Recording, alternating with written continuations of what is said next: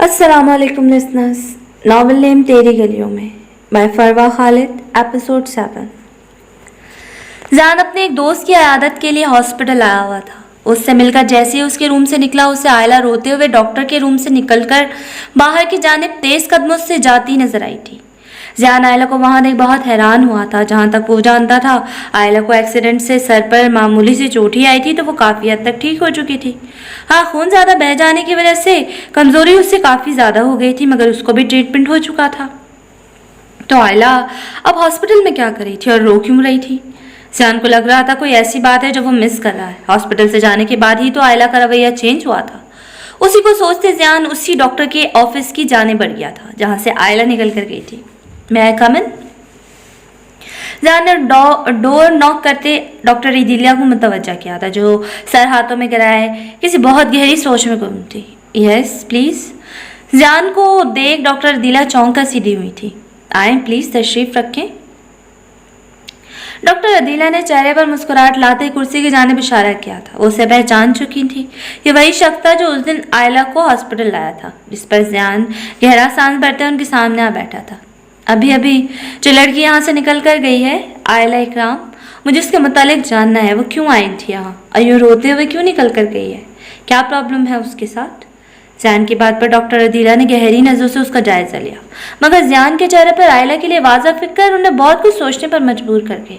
मैं जान सकती हूँ आप क्यों पूछ रहे हैं? क्या लगते हैं आप आयला के, जिसकी बिना पर मैं आपको आयला के पर्सनल मैटर के मुतालिक कुछ भी बताऊं? डॉक्टर की बात पर जान हौले से मुस्कुराया। अभी तो कुछ नहीं लगता, लेकिन बहुत जल्द उसके शौहर के ओहदे पर फायज होने का इरादा रखता हूँ। बहुत मोहब्बत करते हैं हम दोनों एक दूसरे से। डॉक्टर अदीला ने जान की बात पर झटके से सर उठाते उसकी जानिब देखा था। आई थिंक मेरी इतनी बड़ी बात से आपको इतना अंदाजा तो हो गया होगा कि वो मेरी लाइफ में क्या मकाम रखती है और उसकी पर्सनल जानने का हक रखता हूँ मैं। जान की बात पर डॉक्टर अदीला को उसकी शक्ल में एक उम्मीद की किरण नजर आई थी, जो वो आयला की जिद के आगे हिम्मत हार बैठ गई थी। और ये शर्मिंदगी के रोज़े महशर वो अपनी अजीज दोस्त को क्या मुंह दिखाएंगी, उनको सुकून नहीं लेने दे रही थी। जान का पूरी यकीन अंदाज देख उन्हें अपने सर से एक बहुत बड़ा बोझ सरकता हुआ महसूस हुआ था। अगर आप वाकई आयला से सच्ची मोहब्बत करते हैं तो मेरी ये बात आपकी मोहब्बत को बहुत बड़ा इम्तिहान लेने वाली है, जिसमें सुरखरू होना शायद आपके लिए बहुत मुश्किल हो जाए, क्योंकि डूबती कश्ती पर सवारी करना कोई पसंद नहीं करता। डॉक्टर अदीला की बात पर जान की पेशानी पर फिक्रमंदी की लकीरें मजीद गहरी हुई थी। उसके दिल को जैसे किसी अनहोनी का एहसास हुआ था। आप प्लीज़ अगर पहेलियां बुझवाने के बजाय मुझे पूरी बात बताएंगी तो ज़्यादा बेहतर होगा। जान को उनका ये सस्पेंस इस वक्त बहुत जहर लग रहा था। बताऊंगी, सारी बात बताऊंगी, मगर उससे पहले कुछ और बताना चाहती हूँ। डॉक्टर अदीला जान हैदर को जानती नहीं थी, इसलिए वो देखना चाहती थी कि सारी हकीकत जानकर ये वजीर शख्स आयला की मोहब्बत से दस्तबरदार होगा या वाकई उससे सच्ची मोहब्बत करता है। इसलिए उन्होंने पहले आयला की सारी जिंदगी उसके सामने रख दी थी। उसकी माँ को बद किरदार कहकर घर से निकाल दिया जाना, बाप की दूसरी शादी कर लेना और फिर उन दोनों का हमेशा आयला के साथ तौहीन और नफरत आमेज रवैया रखे जाना, आयला का नशा करना, लेट नाइट पार्टीज में जाना, उसके इस हद तक बिगड़ने की सारी वजह उन्होंने आयला की जिंदगी की हर हकीकत जान के सामने बयान कर दी थी, जिसे सुनते जान को आयला के दुख से अपना दिल फटा हुआ महसूस हो रहा था और उसकी हर मुलाकात में कही जाने वाली बातें याद करने लगी थी, जिसमें रोते हुए उसने जान को बताया था कि वो बद किरदार नहीं है और जान से मोहब्बत की भीख मांगते कैसे उसने खुद को उसकी खातिर पूरी तरह से बदलने का यकीन दिलाया था। वो सिर्फ मोहब्बत की प्यासी थी। पूरी जिंदगी नफरत सहते और करते वो अपनी असल शख्सियत से न जाने क्या से क्या बन चुकी थी। जान की आंखों के गोशों में हल्की सी नमी अटक गई थी। उसने सोच लिया था उस प्यारी लड़की को हमेशा सीने से लगा कर रखेगा, अब कोई गम उसके करीब नहीं आने देगा, उस पर मोहब्बतों की ऐसी बरसात करेगा कि वो अपनी पिछली जिंदगी के सारे गम भूल जाएगी। मगर जान ये नहीं जानता था कि उस पर इससे भी कहीं ज्यादा बड़ी क़यामत टूटने वाली थी। आयला बहुत मजबूत लड़की है, जिसने अपनी जिंदगी का हर मुश्किल पर मुस्कुरा कर काटा है, कभी किसी को अपने अंदरूनी हालात का अंदाजा नहीं होने दिया, मगर एक चीज उसने उसे तोड़ कर रख दिया है। डॉक्टर की बात पर जान ने उनकी जानिब नासमझी से देखा, जिस पर उन्होंने दराज में पड़ी फाइल निकालकर जान की जानिब बढ़ा दी। ये क्या है? जान ने फाइल थामते सवालिया अंदाज में उसकी जानिब देखा था। आयला की रिपोर्ट्स हैं, उसे थ्रोम्बोसिस है, اس کے برین میں بلڈ کلوٹس ہیں جو کہ شروع میں علاج نہ کروانے کی وجہ سے بہت زیادہ بڑھ چکا ہے اور ان کے برین کو بہت ڈیمیج کر چکا ہے. عائلہ کے پاس سروائیول کے بس 20% چانسز ہیں. ڈاکٹر کی بات سن کر زیان کے ہاتھ سے فائل چھوٹ کر نیچے گری تھی. اسے لگ رہا تھا کہ ڈاکٹر دیلا نے تو یہ بھیانک خبر نہیں سنائی تھی بلکہ کوئی نوکیلا تیر خنجر اس کے سینے میں عین دل کے مقام پر گھوم دیا تھا. یہ آپ کیا کہہ رہے ہیں؟ ایسا نہیں ہو سکتا. عائلہ تو بالکل ٹھیک ہے نا, اسے کچھ نہیں ہوا. زین نفی میں سہلاتے یہ تلخ حقیقت ماننے سے انکاری تھا. سب کے چکر میں اس کی آنکھیں لال انگارہ ہو چکی تھی افسوس کے ساتھ, مگر یہ بالکل سچ ہے. عائلہ اپنے بچنے کے 20% چانسز کو لینا ہی نہیں چاہتی. اس نے اپنا علاج کروانے سے منع کر دیا ہے اور کسی کو بتانے سے بھی سختی سے منع کیا ہے. ڈاکٹر عدیلہ کی بات پر زیان نے غصے بھری نظروں سے اس کی جانب دیکھا تھا. وہ تو ہے ہی پاگل لڑکی, اگر آپ بھی اس کی باتوں میں آ گئی. اینی ویز, جو آپ لوگوں نے کرنا تھا کر لیا. اب وہ ہوگا جو میں کروں گا اور عائلہ اکرام کو کچھ نہیں ہونے دوں گا, کچھ بھی نہیں. زیان نیچے گری فائل اٹھاتے ایک عزم کے ساتھ کہتے وہاں سے اٹھ گیا تھا. زیان وہاں سے تو ہمت کر کے اٹھ گیا تھا, مگر اتنا جان لیوا انکشاف سن کر اس کا دل دھاڑے مار مار کر رونے کا کر رہا تھا. اس کا بس نہیں چل رہا تھا پوری دنیا کو تہس نہس کر ڈالے, خود کو باہر سے مضبوط ظاہر کرتے. وہ عائلہ کی تکلیف پر اندر سے ٹوٹ رہا تھا. عائلہ کو بے عزت کیا جانے والا ہر لمحہ یاد کرتے زیان کو خود سے نفرت محسوس ہو رہی تھی. وہ اتنا بے حس اور بے رحم کیسے ہو سکتا تھا؟ وہ کیسے اس لڑکی کی سچائی نہیں پہچان پایا تھا اور ہر بار اسے اپنے قریب آنے پر پہلے سے بھی زیادہ برے الزامات لگا کر خود سے دور جھٹک دیتا تھا. تو اس کا مطلب عائلہ کا وہ سر میں درد ہونا وہ سب اسی کی علامت تھا. اور میرے خدا, میں اس سے اتنی لاپرواہی کیسے برت سکتا ہوں؟ آج صبح بھی تو وہی حالت ہوئی تھی اس کی, اور پہلے ہی اتنے بڑے درد سے گزر رہی تھی اور میں نے اسے مزید تڑپایا. زیان کا بس نہیں چل رہا تھا وہ اپنی کوتاہی اور بے رحمی پر خود کو بہت بری سزا دے, مگر اس وقت اس کو جوش سے نہیں ہوش سے کام لینا تھا. عائلہ کے ساتھ یہ جنگ لڑنی تھی. اپنی محبت کو ہر حال میں بچانا ہوگا, اس کو کچھ نہیں ہونے دینا تھا. ہر شام کو یہاں دیکھ مینا کو بہت خوشی ہو رہی تھی, مگر وہ بنا یہ خوشی ظاہر کے چہرے پر ناراضگی کے تاثرات سجائے مال میں اس کے ساتھ داخل ہوئی تھی. اس کا دل بہت خوش فہم ہوا تھا کہ حشام گردیزی اپنے امپورٹنٹ کام چھوڑ کر صرف اور صرف اس کی خاطر ہی آیا تھا. جہاں تک میں جانتا ہوں تم تو شاپنگ کرنے آئی تھی نا, پھر سب چیزوں کو گھورنے میں کیوں مصروف ہو؟ اگر مجھ پر اتنا ہی غصہ آ رہا ہے تو ڈائریکٹ مجھ پر اتارو نا, ان بیچاری چیزوں کا کیا قصور ہے؟ حشام کب سے اسے ایک سے دوسری چیز کو غصے سے گھورتے دیکھ رہا تھا اور آخر میں اس نے راستہ روک کر پوچھ لیا, مجھے آپ پر غصہ کیوں ہوگا بھلا؟ اور آپ پلیز تھوڑا فاصلے پر ہو کر چلا کریں, یہ آپ کا فلیٹ نہیں پبلک پلیس ہے. منا اپنی خود ساختہ سوچوں سے اس قدر گھبرائی اور جھنجھلائی ہوئی تھی کہ اس کا بلا وجہ حشام سے لڑنے کو دل کر رہا تھا. اس کا دل چاہ رہا تھا اپنی ساری بھڑاس اس شخص پر نکال دے جو اپنی انہی کا جدائیوں سے نچاتے ہوئے بھی اسے اپنا اسیر بنا چکا تھا. تمہارے ساتھ آخر پرابلم کیا ہے؟ تمہاری جگہ کوئی اور لڑکی ہوتی نا تو حشام گردیزی کی اتنی اہمیت اور محبت دینے پر ہواؤں میں اڑ رہی ہوتی. اور قریب کیوں نہ ہو, میری ہو تم, صرف میری, جو مرضی چاہے کر سکتا ہوں. کسی کی ہمت ہے کہ مجھے روک کر دکھائے؟ حشام کو کچھ منہا کا رویہ سمجھ میں آ رہا تھا. حشام نے سوچ لیا تھا کہ کیسے منہا کے اندر پڑنے والی احساس غمدری کو کم کرنا ہے. اسے بتانا ہے کہ منہا ہی وہ واحد لڑکی ہے جو حشام گردیزی کے دل کو چھونے میں کامیاب ہوئی ہے, جو اس کے لیے اوپر والے کی طرف سے دیا گیا بہت ہی انمول تحفہ ہے. حشام نے مزید شوق ہوتے اسے مزید چڑھانے کے لیے اس کا ہاتھ پھر پکڑ لیا تھا. حشام کی اس طرح بنا ارد گرد موجود لوگوں کی پرواہ کیے ہاتھ پکڑنے کر وہ بوکھلا سے گئی تھی. بے شرم انسان کہیں پر بھی شروع ہو جاتا ہے. بنا حشام کو بول کر اس کی جانب سے کوئی اور پیش قدمی نہیں چاہتی تھی, اس لیے دل میں ہی بڑبڑا کر رہ گئی. میڈم, آپ کے تو کوئی ارادے نہیں لگ رہے شاپنگ کے, یہاں بھی مجھے ہی کچھ کرنا پڑے گا. حشام منہا کی مسلسل خاموشی پر اس کا ہاتھ تھامے آگے بڑھ گیا تھا اور پھر اس نے منہا کے لیے ڈھیروں چیزیں خرید لی تھی. منہا اسے روکتی رہ گئی تھی, مگر حشام نے پہلے کبھی اس کی سنی تھی جو اب سنتا.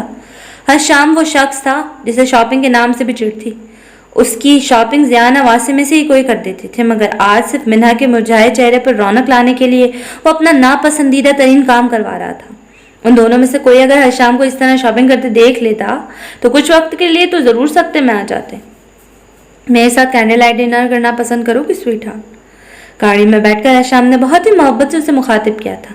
منہا ہشام کے اتنے پیار بھرے رویے پر پوری طرح پگھل چکی تھی۔ اس بات پر منہا خاموش نظر سے اس کو دیکھے گئی تھی۔ کیا ہوا؟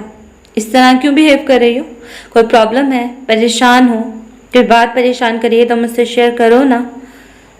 ہشام نے منہا کی جانب مڑتے اس کے دونوں ہاتھ گرفت میں لیتے ان آنسو بھری سیاہ جھیلوں میں جھانکا تھا۔ کیا آپ ہمیشہ ایسے ہی مجھ سے پیار کریں گے؟ اپنی فیملی کے پریشر میں آ کر مجھے چھوڑ تو نہیں دیں گے؟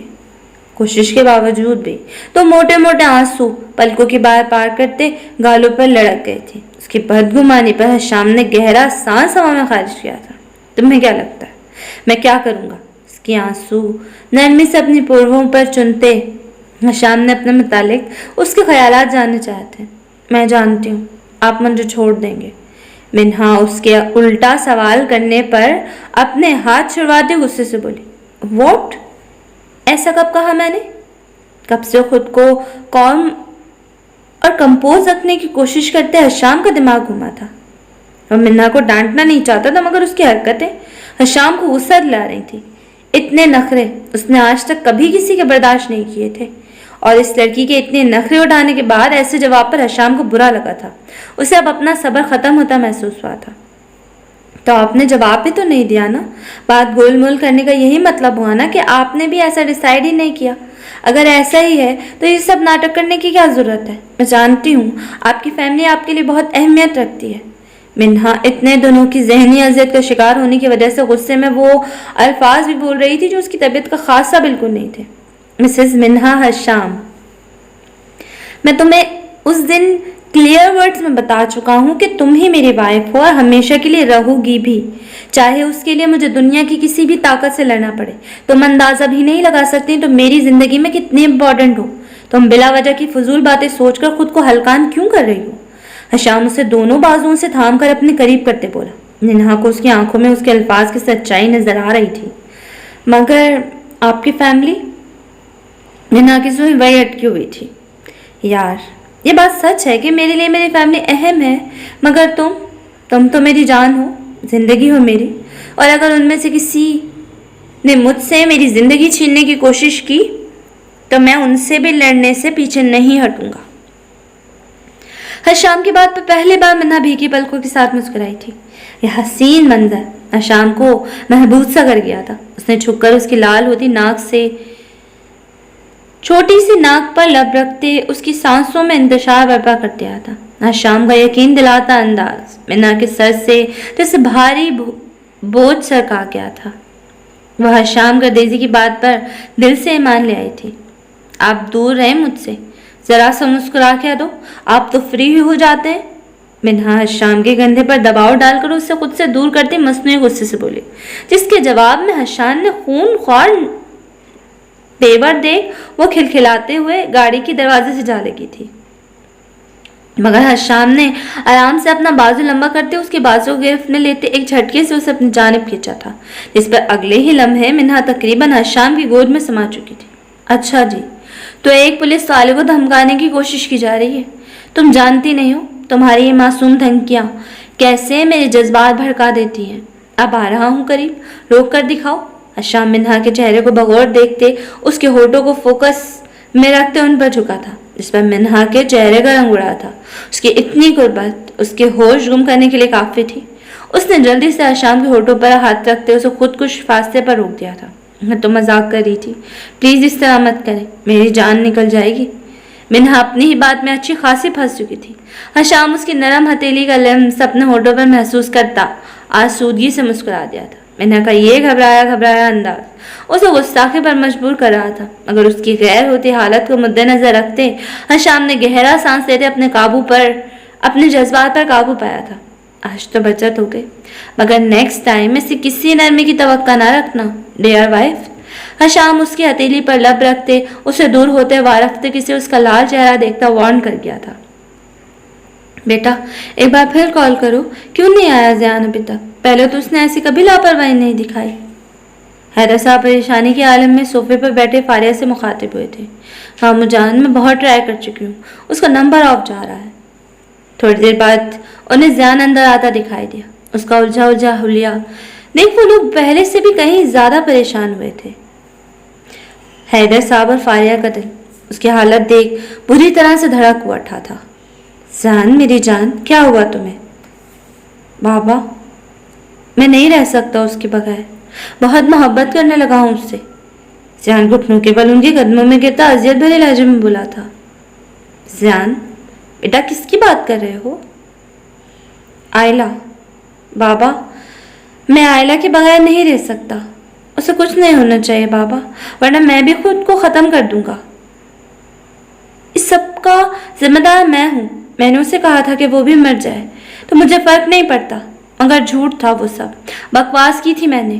فرق پڑتا ہے، بہت فرق پڑتا ہے، اتنا کہ اگر اسے کچھ ہوا تو زندہ میں بھی نہیں رہوں گا۔ زیان کی حالت دیکھ حیدر صاحب کو تو اپنا کلیجہ پھٹتا محسوس ہوا تھا۔ انہوں نے زیان کو اس طرح روتے اور ٹوٹتے پہلی اور آخری بار اس کی ماں کے وفات پر دیکھا تھا، مگر آج پھر اس کی ویسی حالت ان کو بھی رلا گئی تھی۔ زیان نے زمین پر ہی بیٹھے حیدر صاحب کی گود میں سر رکھتے ڈاکٹر عدیلہ سے ہوئی ساری بات ان کو بتا دی تھی، جسے سن کر جہاں حیدر صاحب ساکت ہوئے تھے وہیں فاریہ کی آنسوں میں بھی مزید شدت آ گئی تھی۔ بابا غلط تو میں نے کیا تھا نا، اس کی سچی محبت کو ٹھکرا کر، تو سزا بھی تو مجھے ملنی چاہیے نا۔ اس معصوم کو کیوں اتنی تکلیف برداشت کرنی پڑ رہی ہے؟ وہ اس قابل نہیں ہے، وہ تو صرف محبتوں اور چاہے جانے کے قابل ہے۔ زیان کی تکلیف، اذیت اور گلٹ کسی صورت کم ہونے کا نام نہیں لے رہے تھے۔ ان دونوں کے پاس الفاظ ہی نہیں تھے کہ کیا کہیں زیان سے، کیا تسلی دیں اس سے، وہ تو خود شوق میں آ چکے تھے۔ زیان صبر کرو، دیکھو تم اتنے پیار کرتے ہو آئلہ سے، اس سے تمہاری یہ محبت کچھ نہیں ہونے دے گی، تم اس کا ٹریٹمنٹ کروانا، تمہارا کہا وہ کسی صورت نہیں ٹالے گی۔ دیکھو انسان کو اپنی زندگی کے 1% چانس پر بھی لڑنا چاہیے، یہ تو پھر 20% ہے۔ اللہ تعالیٰ بہت غفور الرحیم ہے، وہ دیکھنا سب ٹھیک کر دیں گے۔ فاریہ زیان کے قریب نیچے بیٹھتے اس کا کندھا سلاتے ہوئے بولی، جس پر زیان نے بھی اس بات میں سر ہلا دیا۔ بیٹا میں ہمیشہ اپنی زندگی کے مشکل سے مشکل میٹر میں ڈٹ کر کھڑے رہو اور ہر بار سرخرو ہوئے ہو، مجھے یقین ہے کہ اس بار تو تم پہلے سے کہیں زیادہ ایفرٹ کرو گے۔ میں تمہارے ہر فیصلے میں ہمیشہ تمہارے ساتھ کھڑا ہوں۔ حیدر صاحب سے اپنے اکلوتے بیٹے جو ان کی زندگی کا کل اثاثہ تھا، اسے اس طرح دکھی نہیں دیکھ سکتے تھے۔ میں آئلہ سے شادی کرنا چاہتا ہوں اسی ہفتے۔ زیان نے بہت دیر کی خاموشی کے بعد کافی حد تک خود کو نارمل کرتے اپنا فیصلہ ان دونوں کو سنایا تھا۔ اس نے سوچ لیا تھا کہ وہ اسے اتنی محبت دے گا کہ اس کے اندر ختم ہوئی جینے کی امنگ ایک بار پھر جاگ اٹھے گی۔ زیان کا فیصلہ سن کر حیدر صاحب اور فاریہ دونوں کے لب مسکرائے تھے۔ زیان انہیں کچھ دنوں تک لندن سے بلائی گئے نیورولوجسٹ اور سرجنز کی ٹیم کے بارے میں انفارم کرتا اپنے روم کی جانب بڑھ گیا تھا۔ اس نے خود کو ان دونوں کے سامنے تو نہ جانے کیسے سنبھال لیا تھا، لیکن اس کا اپنا دل خون کے آنسو رو رہا تھا اس لڑکی کے دکھ پر جو کچھ ہی دنوں میں اسے بہت عزیز ہو گئی تھی۔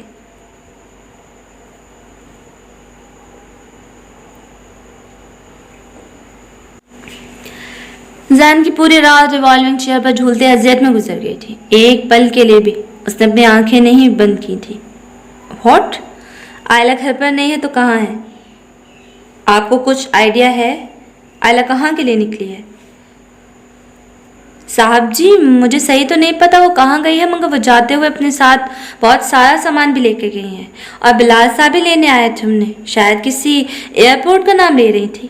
گارڈ کی بات سنتے زیان 1 منٹ کی بھی دیر کیے گاڑی کی جانب بھاگا تھا۔ اگلے ہی لمحے اس کی گاڑی ہوا سے باتیں کرتی ایئرپورٹ کی جانب رواں دواں تھی۔ زیان کو اس وقت شدید غصہ آ رہا تھا آئلہ پر۔ ایسا کیوں کر رہی تھی؟ کیا اسے محبت پر اتنا بھی یقین نہیں تھا کہ حالات کا ڈٹ کر مقابلہ کرنے کے بجائے وہ اس سب سے فرار حاصل کرتی خود کو موت کے منہ میں دھکیل رہی تھی؟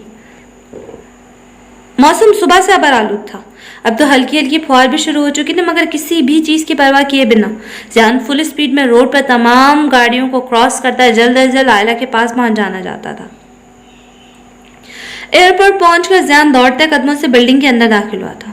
بہت سے ہال اور کوریڈور چھاننے کے بعد بھی زیان کو آئلہ نہیں ملی تھی۔ زیان اس بات کو سوچتے اپنے دل میں امید جگاتے کہ کیا پتا گارڈ کو غلط فہمی ہوئی ہو، آئلہ یہاں آئے ہی نہ ہو۔ واپس پلٹ رہا تھا جب اس کی نظر کچھ فاصلے پر پڑے بلال پر پڑی۔ بلال کو اکیلا کھڑا دیکھ زیان کا دل زور سے دھڑکا تھا۔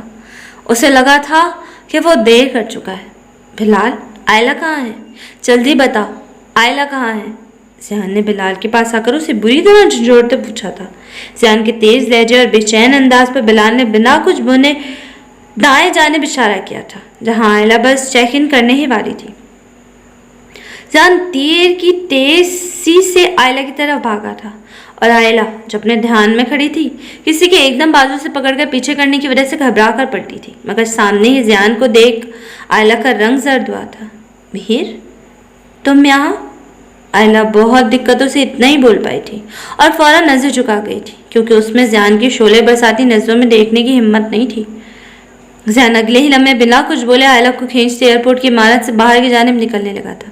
میر، یہ کیا کر رہے ہو تم؟ چھوڑو مجھے، تم کوئی نہیں ہوتے مجھ سے اس طرح زبردستی کرنے والے۔ آئلہ زیان کے ساتھ کسی بے جان گڑیا کی طرح کھینچتی چلی جا رہی تھی۔ اس کی بہت کوشش کے باوجود وہ زیان کو روکنے میں ناکام تھی۔ ایئرپورٹ پر موجود سب لوگ حیرت سے یہ منظر دیکھ رہے تھے۔ ایک گارڈ بھی یہ سب دیکھتے زیان کو روکنے کے لیے اس کے سامنے آیا تھا، مگر زیان نے اسے یہ کہہ کر کہ آئلہ میری بیوی ہے سائڈ پر کر دیا تھا۔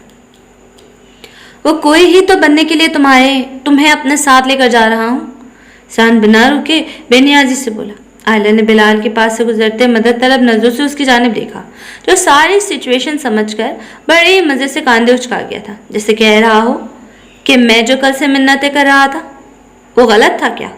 مگر آئلہ اکرام، تو میں سے ہی قابو آ سکتی ہو۔ آئلہ دانت پیس کر بلال سے تو بعد میں نبٹنے کا سوچتی زیان کی جانب متوجہ ہوئی تھی، جو کان بند کیے اسے اپنے ساتھ کھینچتے ناک کی سیدھ میں چلتا بلڈنگ سے باہر نکل آیا تھا۔ میر زیان حیدر، انف از انف، چھوڑو مجھے۔ آئلہ زیان کو گاڑی کی جانب جاتا دیکھ پوری ہمت جمع کر کے اپنا بازو زیان سے چھڑواتی چلائی تھی۔ زیان آئلہ کو اپنے سامنے دیکھ پرسکون ہو چکا تھا، اس لیے آئلہ کے چلانے پر بنا کچھ بولے خاموش نظروں سے اس کی جانب دیکھ رہا تھا۔ ہلکی ہلکی بوندا باندھی اب آہستہ آہستہ زور پکڑ رہی تھی۔ تم سمجھتے کیا ہو خود کو؟ جب تم چاہو گے ٹھکرا دو گے، جب چاہو گے اپنا لو گے۔ کسی بھی بات میں میری مرضی کی کوئی اہمیت نہیں ہے۔ میں نے کہا نا، نفرت کرنے لگی ہوں میں تم سے۔ تمہارا چہرہ دیکھ مجھے تمہارے ہاتھوں ہی اپنی توہین یاد آ جاتی ہے۔ دور ہو جاؤ میری نظروں سے، شکل بھی نہیں دیکھنا چاہتی میں تمہاری۔ آئی ہیٹ یو میر زیان حیدر۔ آئلہ زیان کے خلاف اپنے دل سے بغاوت کرتی جو الفاظ بول سکتی تھی اسے خود سے بزدل کرنے کے لیے، وہ بول گئی تھی۔ اگر آگے سے زیان کا وہی ری ایکشن دیکھ آئلہ کو بہت حیرت ہوئی تھی۔ اسے تو لگا تھا کہ زیان حیدر اس کی بات سنتے ہی غصے سے وہاں سے واک آؤٹ کر جائے گا، مگر اس کی سوچ کے برعکس زیان آرام سے کھڑا مسکرا رہا تھا۔ لیکن آئلہ کے چہرے پر گرتے بارش کے قطروں میں چھپے آنسو فیل کرتے زیان کی مسکراہٹ سمٹی تھی۔ آئلہ اکرام، پہلی بات، زیان حیدر اب کی بار مر جائے گا، مگر تمہیں خود سے دھتکارنے کا خیال تک ذہن میں نہیں لائے گا۔ دوسری بات، وعدہ کرتا ہوں تم جو کہو گی اب سے وہی کروں گا، تمہاری ہر بات مانوں گا، اگر صرف اپنے معاملے میں تمہارے حوالے سے ایسی کوئی بات نہیں مانوں گا جو تمہارے لیے نقصان یا تکلیف کا باعث ہو۔ اور تیسری بات، مجھے اب تمہاری نفرت بھی منظور ہے، میں اپنی محبت سے تمہاری نفرت کو واپس محبت میں بدل دوں گا، بالکل تمہاری طرح۔ اپنی ہر بات کا نہایت ہی محبت سے جواب دیتے زیان حیدر کو آئلہ مبہوت سے دیکھے گئی تھی۔ ایسا مت دیکھو جانا، کہیں تمہاری نفرت اتنی جلدی دوبارہ پیار میں نہ بدل جائے۔ زیان نے آگے بڑھ کر آئلہ کے بھیگتے وجود کو اپنے کوٹ سے کور کرتے کان میں سرگوشی کی تھی، جس پر آئلہ ہوش میں آتے پیچھے ہٹی تھی۔ میر، میں نہیں رہنا چاہتی تمہارے ساتھ، پلیز جانے دو مجھے۔ آئلہ بے چارگی سے زیان کی جانب دیکھتی منت بھرے لہجے میں بولی تھی، مگر مجھے تو ہمیشہ تمہارے ساتھ ہی رہنا ہے، نہیں جانے دوں گا تمہیں کبھی بھی کہیں بھی خود سے دور۔ زیان نے آئلہ سے بھی زیادہ جیسے اپنے دل سے عہد کیا تھا، اور آئلہ کو کچھ بھی سوچتے سمجھنے کا موقع دی بغیر اس کے ٹھنڈ سے کم کپاتے وجود کو اپنے بازوؤں میں اٹھاتے وہ گاڑی کی جانب بڑھ گیا تھا۔ آئلہ کی ساری مذمت، ہر احتجاج میر زیان حیدر کے مضبوط سینے میں دب گیا تھا۔ حیدر صاحب اور فاریہ آئلہ کے پیرنٹس سے رشتے کی بات کرنے آئے تھے۔ اپنی بیٹی کی بیماری کا، اس کی تکلیف کا کسی اور کے منہ سے سن کر اکرام صاحب کا سر شرم سے جھک گیا تھا، اور جو پہلی آئلہ کے ساتھ کی گئی ہر زیادتی پر شرمسار تھے، اس اتنے بڑے صدمے نے انہیں ہلا کر رکھ دیا تھا۔ وہ آئلہ کے پاس جانا چاہتے تھے، اپنی کوتاہیوں کی معافی مانگنا چاہتے تھے، مگر وہ جس قدر نفرت اپنی بیٹی کے دل میں بھر چکے تھے، آج ان کی اکلوتی بیٹی ان کی شکل دیکھنے کی بھی روادار نہیں تھی۔ انہیں اتنا پرایا سمجھتی تھی کہ اتنا بڑا غم اپنے اندر چھپا لیا تھا، سب کچھ اکیلے سہ رہی تھی۔ اکرام صاحب حیدر صاحب سے رشتے کی بات فائنل کر چکے تھے اور اب اپنی بیٹی کو خوشیوں میں رکاوٹ نہیں بننا چاہتے تھے۔ زیان کی ضد کے مطابق آج رات کو ہی نکاح رکھا گیا تھا اور اگلے 2 دنوں میں شادی۔ زیان آئلہ کو گھر چھوڑ کر جا چکا تھا اور اب زیان کے آرڈر پر آئلہ کو اپنے ہی گھر سے نکلنے پر پرمیشن نہیں تھی، جس پر آئلہ تلملا کر رہ گئی تھی۔ آئلہ رشتہ طے ہو جانے اور نکاح والی بات سے بالکل بے خبر تھی۔ اکرام صاحب اور فاخرہ بیگم نے صاف لفظوں میں کہہ دیا تھا کہ آئلہ کبھی نہیں مانے گی نکاح کے لیے، جس پر زیان کا کہنا تھا کہ آئلہ کو راضی کرنا میرا کام ہے۔ اکرام صاحب اپنے روم میں ہاتھوں میں سر گرائے بیٹھے اپنی ہر زیادتی یاد کرتے رو رہے تھے۔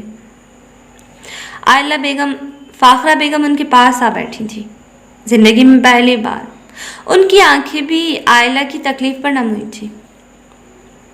اکرام، میں جانتی ہوں یہ موقع ایسا نہیں ہے، لیکن میرے دل پر بھی بوجھ آ پڑا ہے کہ آپ کو آپ کی بیٹی سے دور کرنے اور اس کی زندگی اجیرن کرنے میں سب سے زیادہ ہاتھ تو میرا ہے۔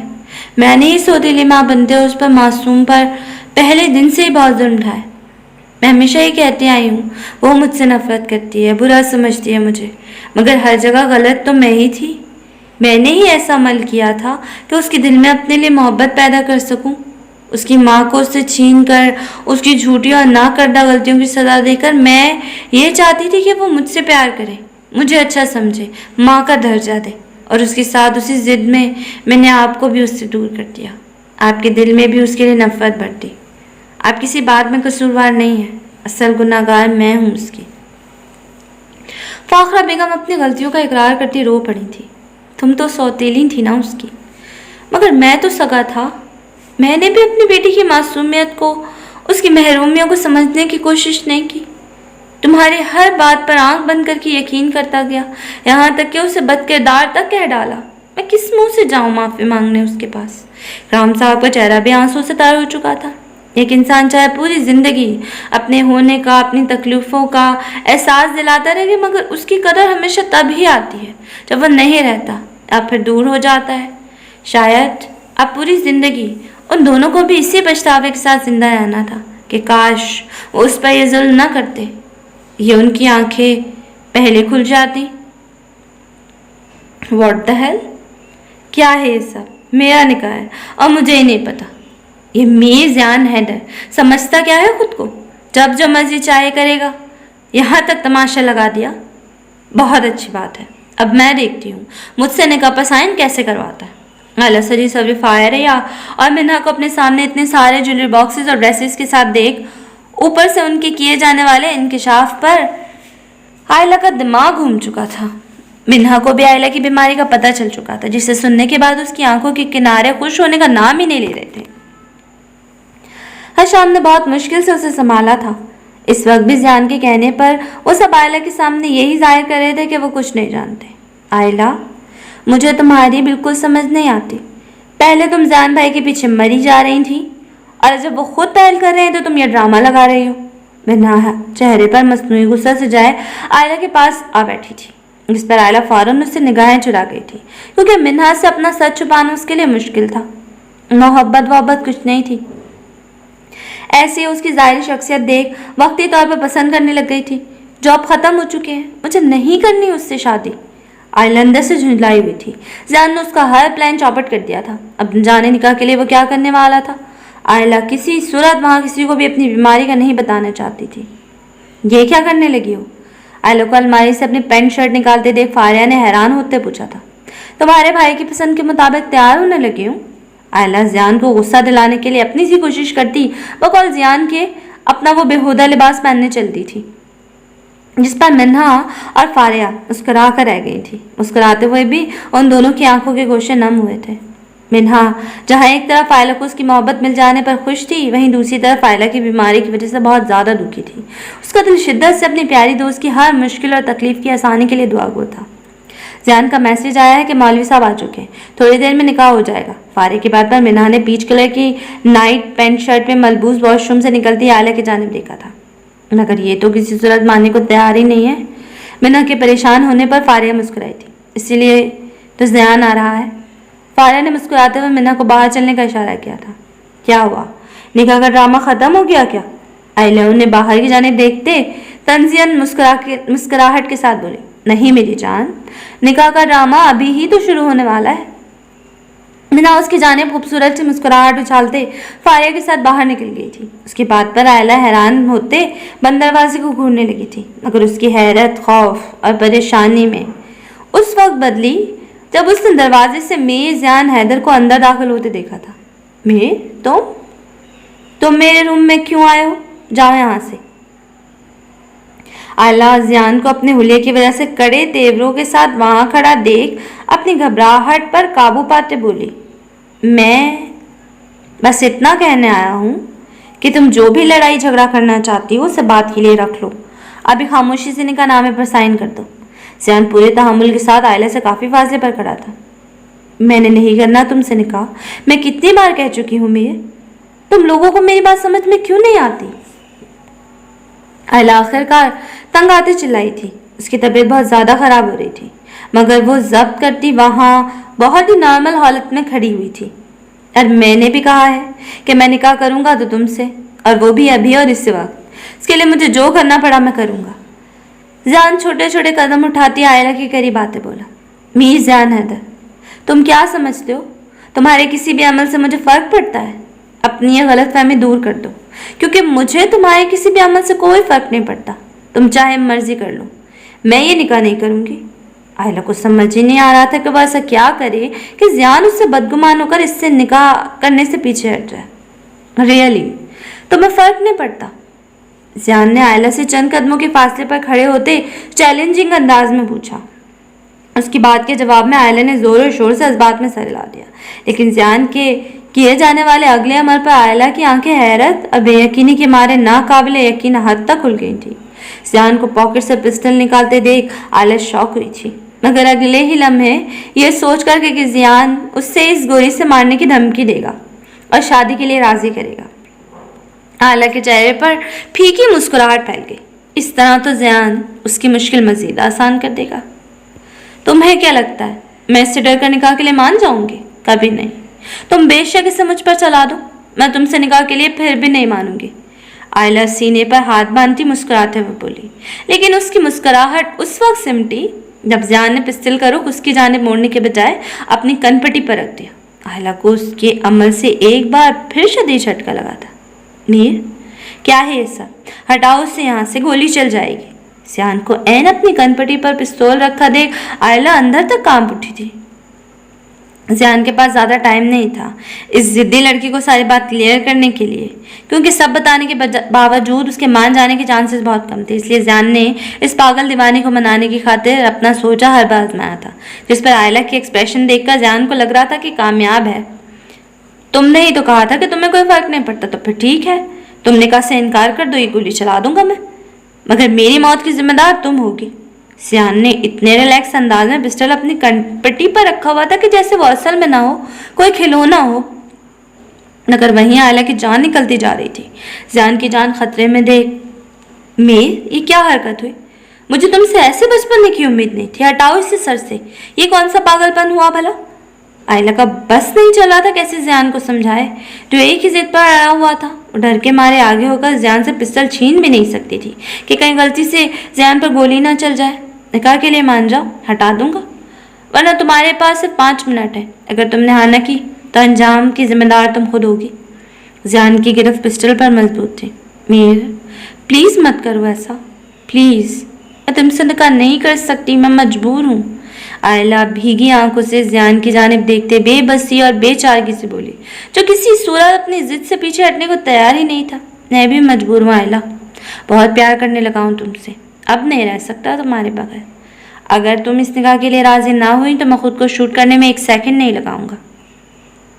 زیان کی دھمکی کے ساتھ ساتھ اتنے خوبصورت اظہار پر عائلہ کی آنکھوں سے آنسو ٹوٹ کر گرے تھے.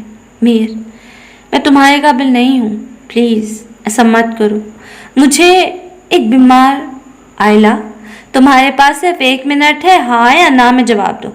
ذیان آئلہ کی بات وہی کاٹتا جلدی سے بولا، میر میری بات تو سن لو، مجھے کچھ نہیں سننا، ہاں یا نہ میں جواب دو ورنہ میں گولی چلا دوں گا۔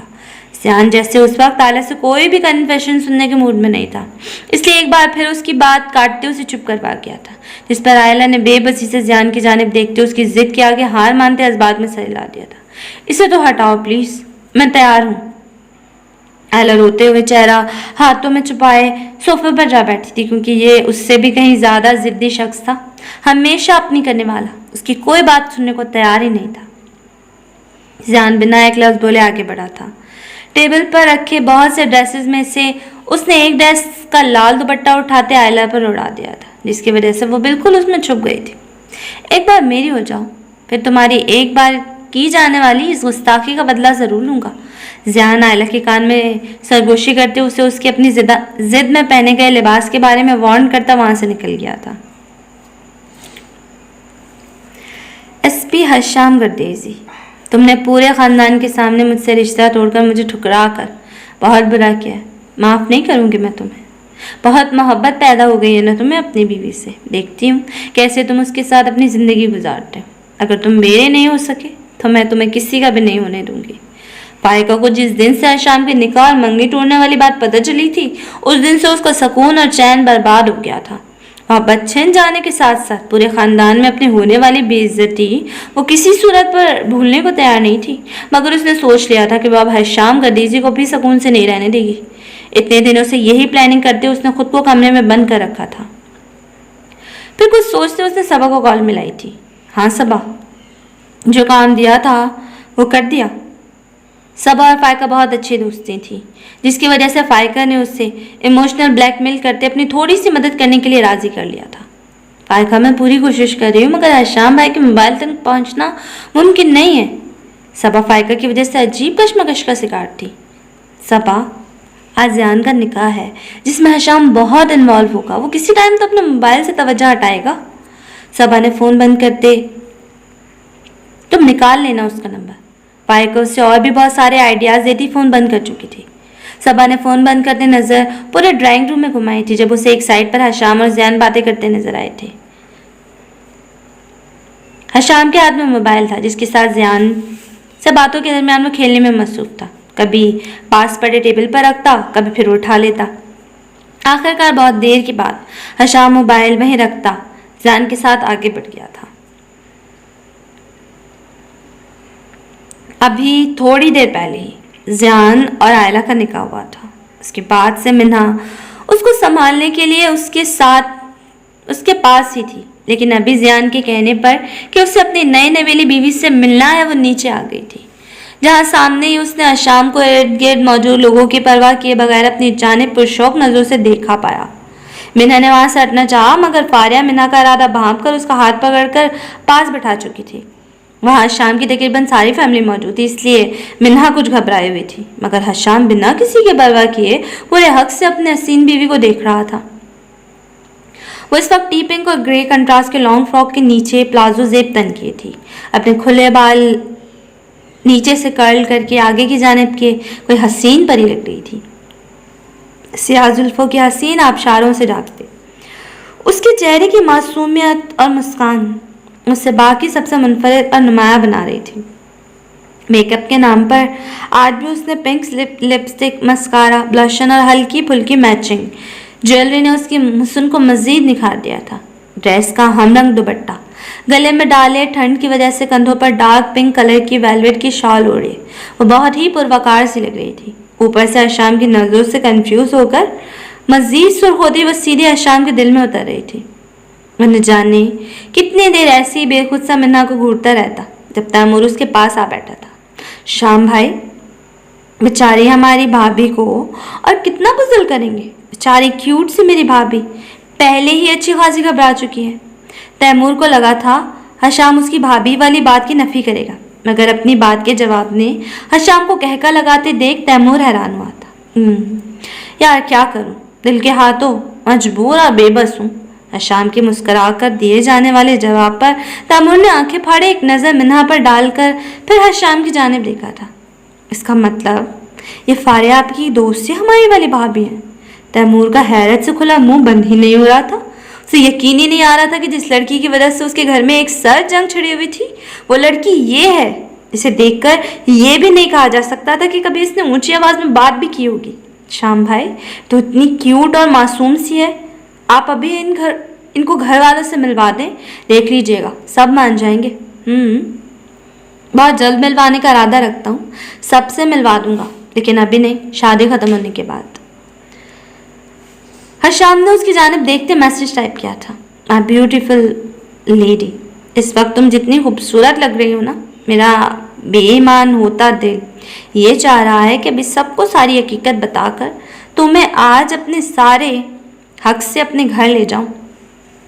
حشام کو میسج پڑھ کر منہا کے چہرے کا رنگ بدلا ہوا تھا.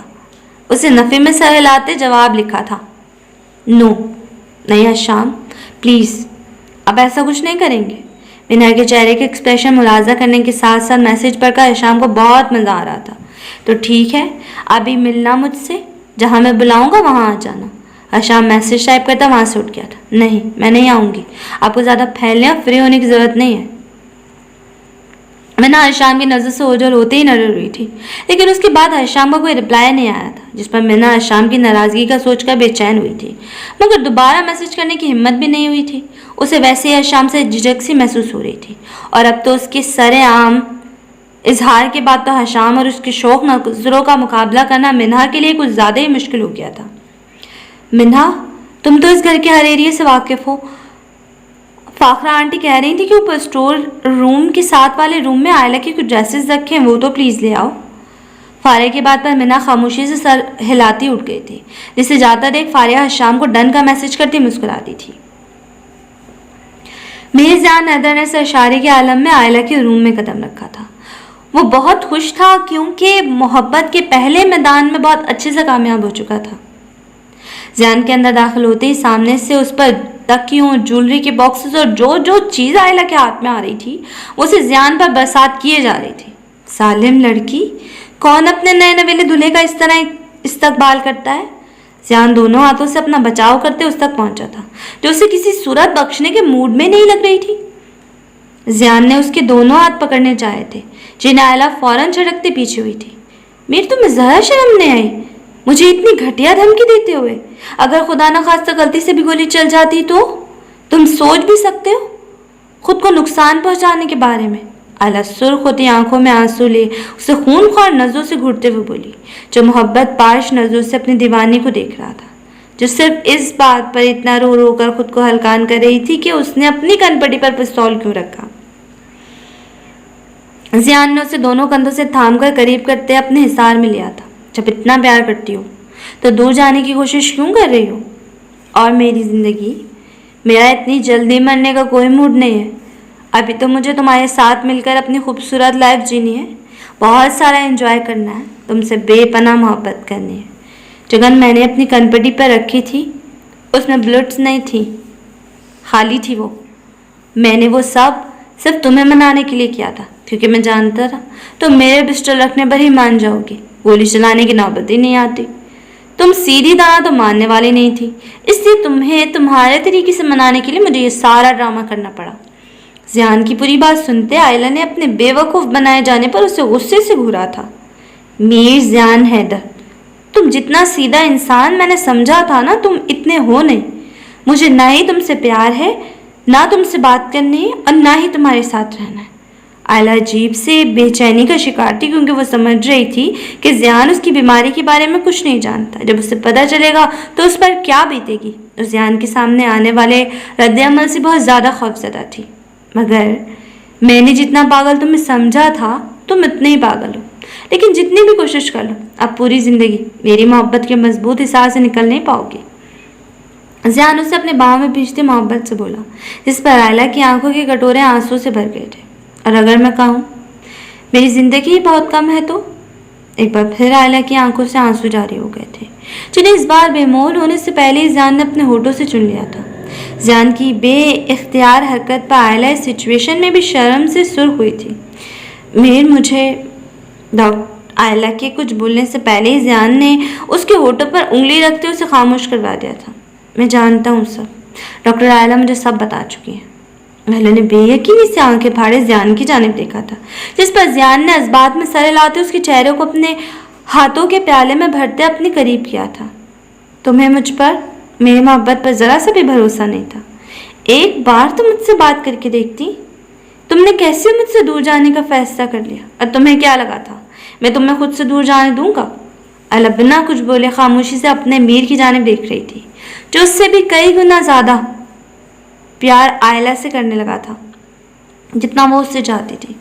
پرسوں لندن سے تمہارے ٹریٹمنٹ کے لیے ڈاکٹرز کی ٹیم یہاں پہنچ جائے گی. تمہارا پراپر ٹریٹمنٹ ہو جائے گا. میری ان سے تفصیل سے بات ہو چکی ہے.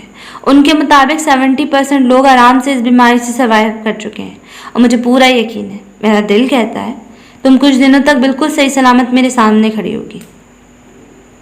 زیان کی بات پر پہلی بار آئلہ کی مایوس آنکھوں میں امید کی کرن جاگی تھی. کیا تم میری خاطر میرے ہر فیصلے میں میرا ساتھ دو گی؟ زیان نے آئلہ کے سامنے اپنی ہتھیلی پھیلاتے پوری یقین لہجے میں پوچھا تھا، جس کے جواب میں آئلہ نے سر اس بات میں سر ہلاتے اپنے نازک ہاتھ اس کی مضبوط ہاتھ میں دے دیا تھا. تو پہلے ہی اس شخص کی اسیر تھی، اب تو وہ اس کا محرم تھا، اور جس طرح اپنے کہے کے مطابق وہ واقعی اس کی زندگی کے دو ختم کرنے کے لیے پہلا قدم اٹھا چکا تھا، آئلہ تو مزید اس کی دیوانی بن چکی تھی. مگر مجھے ہاسپٹل پر ان مشینوں اور دوائیوں میں جکڑا رہ کر اپنی لائف کی یہ حسین ترین دن نہیں گزارنے، وہ کڑوی دوائیاں اور انجیکشن نہیں لگوانے. مجھے بہت ڈر لگتا ہے ان سب چیزوں سے. پلیز کیا ان سب کے علاوہ کوئی ٹریٹمنٹ نہیں ہو سکتا؟ آئلہ بچوں کی طرح منہ بسوڑتی بولتی. زیان کو اتنی پیاری لگی تھی کہ کب سے اپنے جذبات پر قابو کیے کھڑے زیان کا خود پر کنٹرول ختم ہوا تھا. زیان آئلہ کی کمر میں بازو مائل کرتے اسے اپنے بے انتہا قریب کرتے اس کے چہرے پر جھکا تھا. کڑوی دوائیاں نہیں، مگر یہ محبت بھرا لمس تو چلے گا نا؟ زیان نے باری باری اس کے دونوں گالوں پر محبت بھرا لمس چھوڑتے پوچھا تھا، جس پر آئلہ نے گھبرا کر اس کے حصار سے نکلنا چاہا تھا. کیا ہوا؟ پہلے تو بڑی شیرنی بنی رہتی تھی، میرے منع کرنے کے باوجود خود ہی میرے قریب آنے کی کوشش کرتی ہیں. اتنی سی ہمت تھی، اب میرے میدان میں آتے ہی سب ختم. زیان اس بار آئلہ کے ہونٹوں کو فوکس کرتے ایک بار پھر ان پر جھکا تھا. میر پلیز، میں بیمار ہوں. آئلہ نے اس کے ہونٹوں پر ہاتھ رکھتے اسے روکنا چاہتا، جبکہ اور کچھ سمجھ نہ آتے وہ جو دماغ میں آیا تھا زیان کو روکنے کے لیے بھول گئی تھی، جسے سن کر زیان نے اس کا ہاتھ ہٹاتے ایک جاندار کہکا لگایا تھا. میں بھی بیمار ہوں تمہارا، اور ٹرسٹ میں میری بیماری زیادہ خطرناک ہے. زیان بنا کوئی لحاظ کرتے آئلہ کی سانسوں میں اپنی سانسیں اتارنے لگا. اپنی محبت کا ایک مہکتا احساس اس کے رگوں پہ میں اتارتے زیان کافی دیر بعد آئلہ سے جدا ہوا تھا، جس پر آئلہ پھولی سانسوں اور بے ترتیب دھڑکنوں کے ساتھ بری طرح شرم سے چور زیان سے نظر چراتے اس کی مضبوط سینے میں جا لگی تھی. زیان نے بھی جواب میں اسے اپنے سینے میں بھیج لیا تھا. میر، میں تمہیں عشق کی حد تک چاہنے لگی ہوں، اپنی بہت ساری زندگی تمہارے ساتھ جینا چاہتی ہوں. زیان کے اتنے یقین دلانے پر بھی آئلہ کے اندر گڈم کم ہونے کا نام نہیں لے رہا تھا. زیان اسے جتنا اس ذہنی ٹینشن سے نکالنا چاہتا تھا وہ اتنا ہی اس سب کے بارے میں سوچ کر خود کو پریشان کری تھی. تو میری جان، میں بھی تو یہی کہہ رہا ہوں نا، ہم اب ہمیشہ ساتھ رہیں گے. تم کیوں فضول کی باتیں سوچ کر خود کو پریشان کر رہی ہو؟ میرے بارے میں سوچو، کل سے ہماری شادی ہے، اس کے بارے میں سوچو. تم اپنی اس خوبصورت آنکھوں میں حسین خواب سجاؤ. میں وعدہ کرتا ہوں ان سب کو پورا کروں گا. زیان بہت ہی صبر و تحمل سے آئلہ کی ہر پریشانی دور کر رہا تھا. جب اس کی نظریں آئلہ کی ڈریسنگ پر گئی، ریڈ دوپٹے کے نیچے نائٹ پینٹ اور شرٹ میں اس کا متناسب سراپا مزید نمایاں ہو رہا تھا. جوڑے میں مکید بالوں کی بہت سی لٹیں چہرے کے گرد پھیلی بادلوں سے جھانکتے چاند کا دل فریب سا نظارہ پیش کر رہی تھی. زیان کو اس دلکش منظر میں کھویا سا دیکھ اس نے بنا کچھ بولے آئلہ کا دوپٹہ اتار دیا تھا. یہ کیا کر رہے ہو؟ آئلہ زیان کی نظر اور حرکت پر ایک دم بوکھلا گئی تھی. اسے آج زیان کی شوق نظر بنا دوپٹے کے اپنے سراپے پر محسوس ہوتے پہلی بار دوپٹے اور مناسب کپڑوں کی اہمیت کا احساس ہوا تھا. میر، کیا ہے؟ پلیز ایسے مت دیکھو.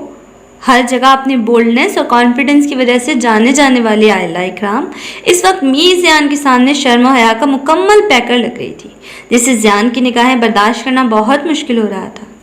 یہی کہ واقعی تم ان کپڑوں میں لگتی تو بہت ہاٹ ہو. اگر تمہیں یہ اتنے ہی پسند ہے تو تم انہیں پہن سکتی ہو. زیان کی بات پر آئلہ نے کچھ بے یقین اور بہت مشکوک نظروں سے اس کی جانب دیکھا تھا، جس کا اگلا جملہ آئلہ کو واپس نظر جھکانے پر مجبور کر گیا تھا. لیکن باہر نہیں، صرف بیڈ روم میں رات کو میرے سامنے۔ زیان کی آنکھوں میں چھپی شرارت پر آئلہ نے ایک مکہ سیدھا اس کے سینے پہ مارا تھا۔ میر، تم تو بہت زیادہ بے شرم ہو، میں تو تمہیں اچھا بھلا شریف انسان سمجھتی تھی۔ میں آج سے پکی توبہ کرتی ہوں، ایسے کپڑے کبھی نہیں پہنوں گی، اور نہ ہی کچھ لوگوں کو بلا وجہ خود لائن مارنے کا موقع دوں گی۔ آئلہ اس کے ہاتھ سے اپنا دوپٹہ لیتے بیڈ پر رکھے کپڑے اٹھاتی اسے کچھ جتاتی نظروں سے دیکھتی واش روم کی جانب بڑھ گئی تھی، مگر اس سے پہلے ہی زیان کی گرفت میں ایک بار پھر آئلہ کے دوپٹے کا پلو آ چکا تھا، جس پر ہلکا سا دباؤ ڈالتے زیان نے آئلہ کو ایک بار پھر اپنے قریب کھینچا تھا۔ میری جان، ایک بار مکمل طور پر میری دسترس میں تو آؤ، پھر بتاؤں گا تمہیں کہ کس حد تک اور کتنا شریف ہوں میں۔ زیان